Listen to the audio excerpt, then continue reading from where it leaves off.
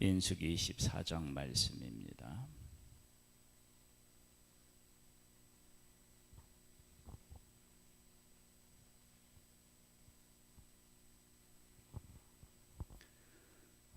발람 왕이 발람 선지자를 통해서 하나님의 백성을 저주하려고 했는데 하나님께서는 그 저주를 바꾸어서 축복하도록 그렇게 하셨습니다. 두 번의 축복이 있었는데 이번에 이제 세 번째와 네 번째 축복에 대한 말씀이 나옵니다.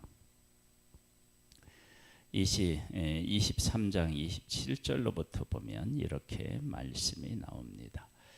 발락이 발람에게 또 이르되 오라 내가 너를 다른 곳으로 인도하리니 네가 거기서 나를 위하여 그들을 저주하기를 하나님이 혹시 기뻐하시리라 하고 발락이 발람을 인도하여 광야가 내려다 보이는 부울산 꼭대기에 이르니 발람이 발락에게 이르되 나를 위하여 여기 7 제단을 쌓고 거기 수송아지 7마리와 순양 7마리를 준비하소서. 발락이 발람의 말대로 행하여 각 제단에 수송아지와 순양을 드리니라. 발람이 자기가 이스라엘을 축복하는 것을 여호와께서 선히 여기심을 보고 전과 같이 점수를 쓰지 아니하고 그의 낯을 광야로 향하여 눈을 들어 이스라엘이 그 지파대로 천막 친 것을 보는데 그때에 하나님의 영이 그 위에 임하신지라. 그가 예언을 전하여 말하되 발람 선지자 위에 하나님의 영이 임하셨습니다. 이것은 그러니까 발람 선지자의 이야기가 아니고 하나님께서 발람 선지자의 입을 통하여 하신 축복의 말씀, 복의 말씀이죠. 보홀의 아들 발람이 말하며 눈을 감았던 자가 말하며 하나님의 말씀을 듣는 자, 전능자의 환상을 보는 자, 엎드려서 눈을 뜬 자가 말하기를 야곱이여 네 장막들이 이스라엘이여 네 거처들이 어찌 그리 아름다운고 그 벌어짐이 골짜기 같고 강가의 동산 같으며 여호와께서 심으신 침향목들 같고 물가의 백향목들 같도다. 그 물통에서는 물이 넘치겠고 그 씨는 많은 물가에 있으리로다. 그의 왕이 아각보다 높으니 그의 나라가 흥왕하리로다. 하나님이 그를 애굽에서 인도하여 내셨으니 그 힘이 들소와 같도다. 그의 적국을 삼키고 그들의 뼈를 꺾으며 화살로 쏘아 꿰뚫으리로다. 꿇어 앉아 누움이 수사자와 같고 암사자와도 같으니 일으킬 자가 누구이랴. 너를 축복하는 자마다 복을 받을 것이요 너를 저주하는 자마다 저주를 받을지로다. 하나님의 백성이 얼마나 하나님께서 귀히 여기시는지를 마지막 구절 마지막 부분에 이렇게 말씀합니다. 너를 축복하는 자마다 복을 받을 것이요 너를 저주하는 자마다 저주를 받을지로다. 어디에 나오는 말씀이죠? 아브라함을 부르실 때 그렇게 나옵니다. 너를 축복하는 자야, 너를 저주하는 자. 그래서 축복하는 자는 복을 받고 저주하는 자는 하나님의 저주를 받는 겁니다. 그러니까 하나님께서 아브라함을 불렀을 때 하신 약속은 시간이 흘렀음에도 불구하고 동일하게 지금 약속이 그 백성과 함께하고 있음을 알 수 있습니다. 그러면 우리가 이제 이런 말씀을 나누면서 이스라엘의 역사를 아브라함으로부터 쭉 한번 우리가 생각해 볼 필요가 있어요. 아브라함은 기근이 있었을 때 애굽에 내려가요. 자기 아내를 누이라고 속입니다. 하나님께서는 그렇게 자기 아내를 누이라고 속이는 아브라함을 보호하시고 물질적으로도 더 많은 것들을 얻게 하셨습니다. 바로 왕을 무릎 꿇린 것입니다. 그것뿐만이 아닙니다. 약속의 땅에 살면서 아브라함이 약해 보였지만, 그리고 그의 믿음이 온전한 것 같지 않았지만, 그리고 그의 아들 이삭이 온전하지 아니하고 하나님을 신뢰하지 못할 때에도 하나님께서는 그들을 보호하셔서 거룩한 하나님의 씨로 그들이 자녀들을 낳고, 그렇게 해서 이스라엘이라는 나라를 하나님께서 만들게 하셨고요. 그리고 하나님께서 요셉을 먼저 보내시고 그 다음에 야곱에게 속하여 있는 그의 사람들 70명을 보내서 그곳에서 정착하면서 나라를 애굽에서 이루게 하셨습니다. 애굽에서 나라를 이루고 잘 살고 있는데 어느 날 갑자기 애굽의 정책을 바꾸어서 이스라엘은 종이 됩니다. 그러나 하나님께서는 그들을 그냥 놔두지 아니하시고 약속하신 때에 모세와 아론을 보내서 그들을 구원하시는데 이렇게 하십니다. 바로 왕에게 내 백성을 보내라. 그들이 나를 섬길 것이니라. 하나님께서는 그 백성을 구원하기 위해서 동원할 수 있는 모든 것들을 다 동원하십니다. 그 보이는 그 것도 동원하시고 보이지 않는 것도 동원하시고요. 작은 것도 동원하시고 큰 것도 동원하시고요. 다 동원하셔요. 그래서 보이지 않는 이렇게 뭐라고 할까요? 우리로 말하면 이제 코로나와 같이 전염병을 통한 것, 또 흑암이라든지, 그렇죠? 그다음에 또 메뚜기, 보이지 않는 이, 그다음에 티끌을 날리고 이런 문제들, 그리고 물이 변화해서 피가 되는 일이 전국적으로 생기고요. 개구리, 이 모든 것들이 다 동원이 돼서 바로와 애굽 사람들을 굴복시켜서 그 백성을 나오게 하십니다. 나올 때 그냥 나오지 않죠. 그들이 구하는 것들을 다 주게 하시죠. 이것은 이스라엘 백성이 승리했다라고 하는 것을 분명히 하고 계십니다. 그렇게 하나님이 나오게 하셨고, 아말렉과의 전쟁 속에서도 이기게 하나님이 하셨고, 또 이들을 지금 어디냐면 광야를 통과하는데 이 광야가 이들의 길을 막지 못하도록 하나님이 다 하셔서 예비하셔서 구름 기둥과 불 기둥으로 보호하셨고요.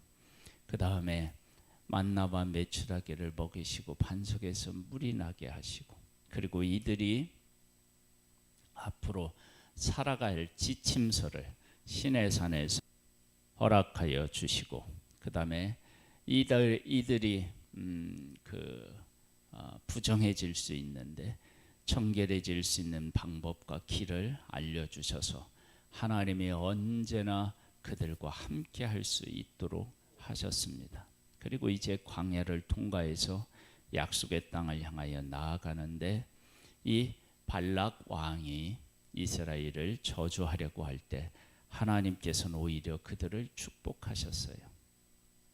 자, 이렇게 하나님의 백성들을 하나님께서 귀히 여기시고 이들을 통해서 하나님의 거룩하신 뜻을 이루게 하고 계시는데, 아직 다 축복은 끝나지 않았어요. 10절로부터 보면 발락이 발람에게 노하여 손뼉을 치며 말하되 내가 그대를 부른 것은 내 원수를 저주하라는 것이거늘 그대가 이같이 3번 그들을 축복하였도다. 그러므로 그대는 이제 그대의 곳으로 달아나라. 내가 그대를 높여 심히 존귀하게 하기를 뜻하였더니 여호와께서 그대를 막아 존귀하지 못하게 하셨도다. 발람이 발락에게 이르되 당신이 내게 보낸 사신들에게 내가 말하여 이르지 아니하였나이까. 가령 발락이 그 집에 가득한 헌금을 내게 줄지라도 나는 여호와의 말씀을 어기고 선악간에 내 마음대로 행하지 못하고 여호와께서 말씀하신 대로 말하리라 하지 아니하였나이까. 이제 나는 내 백성에게로 돌아가려니와 들으소서. 내가 이 백성의 후일에 당신의 백성에게 어떻게 행할지를 당신에게 말하리이다 하고 예언하여 이르기를, 부리 아들 발람이 말하며 눈을 감았던 자가 말하며 하나님의 말씀을 듣는 자가 말하며 지극히 높으신 자의 지식을 아는 자, 전능자의 환상을 보는 자, 엎드려서 눈을 뜬 자가 말하기를, 내가 그를 보아도 이때의 일이 아니며 내가 그를 바라보아도 가까운 일이 아니로다. 한 별이 야곱에게서 나오며 한 규가 이스라엘에게서 일어나서 모압을 이쪽에서 저쪽까지 쳐서 무찌르고 또 셋의 자식들을 다 멸하리로다. 그의 원수 에돔은 그들의 유산이 되며 그의 원수 세일도 그들의 유산이 되고 그와 동시에 이스라엘은 용감히 행동하리로다. 주권자가 야곱에게서 나서 남은 자들을 그 성읍에서 멸절하리로다 하고 또 아말렉을 바라보며 예언하여 이르기를, 아말렉은 민족들의 으뜸이라 그의 종말은 멸망에 이르리로다 하고 또 겐 족속을 바라보며 예언하여 이르기를, 네 거처가 견고하고 네 보금자리는 바위에 있도다. 그러나 가인이 쇠약하리니 나중에는 아스르의 포로가 되리로다 하고 또 예언하여 이르기를, 슬프다 하나님이 이 일을 행하시리니 그때에 살자가 누구이랴.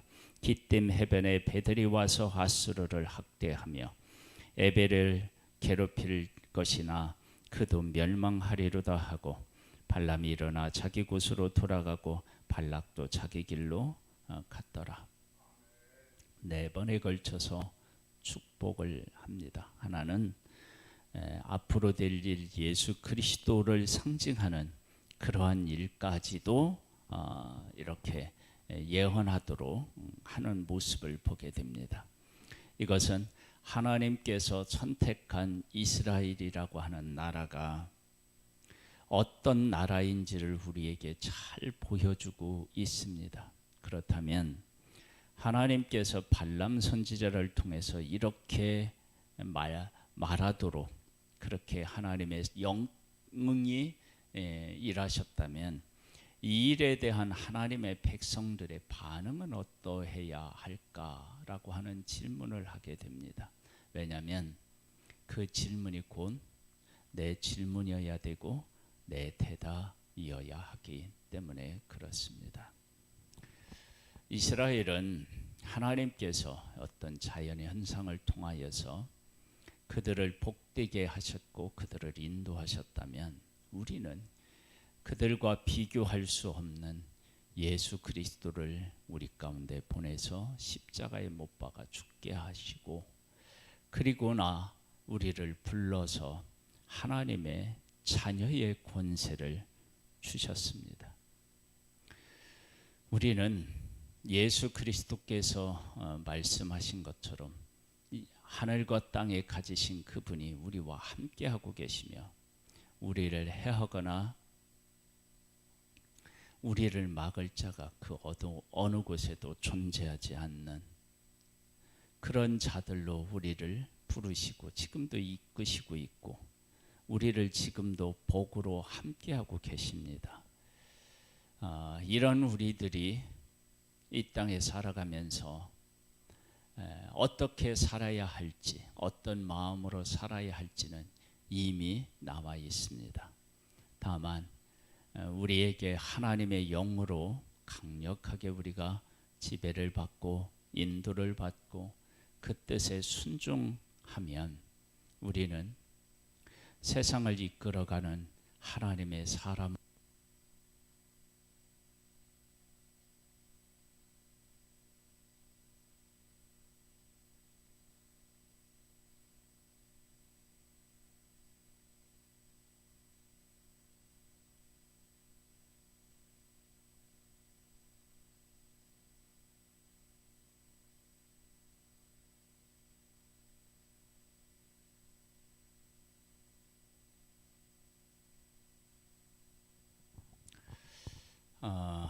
위대한 하나님의 역사를 이루고 갈 수 있는 주인공이 되는 것입니다.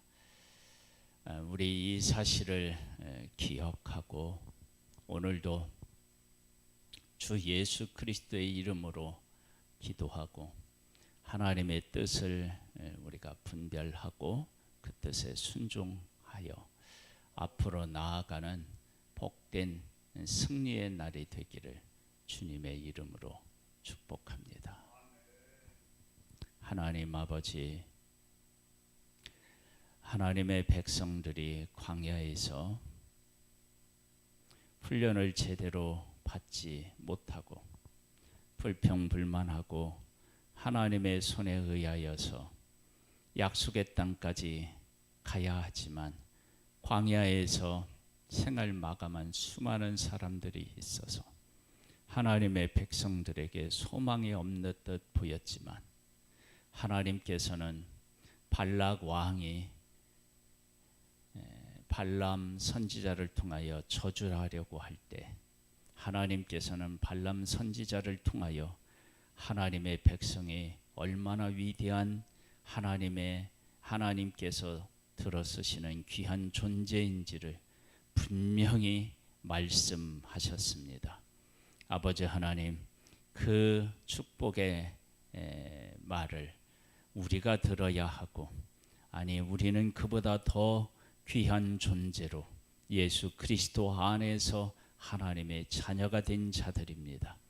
그 사실을 고백하며 당당히 이 땅에서 예수 그리스도의 이름으로 선포하며 앞으로 나아가여 하나님의 뜻을 이 세상에 세우는 그런 믿음의 승리자들로 주여 역사하여 주옵소서.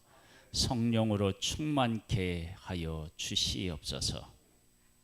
그래서 예수 그리스도의 오실 날을 준비할 수 있기를 간절히 소망합니다. 예수 그리스도의 이름으로 기도드립니다. 아멘.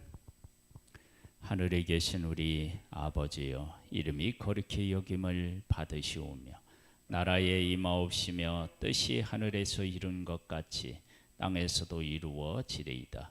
오늘날 우리에게 일할 양식을 주옵시고 우리가 우리에게 죄 지은 자를 사하여 준 것 같이 우리 죄를 사하여 주옵시고 우리를 시험에 들게 하지 마옵시고 다만 악에서 구하옵소서.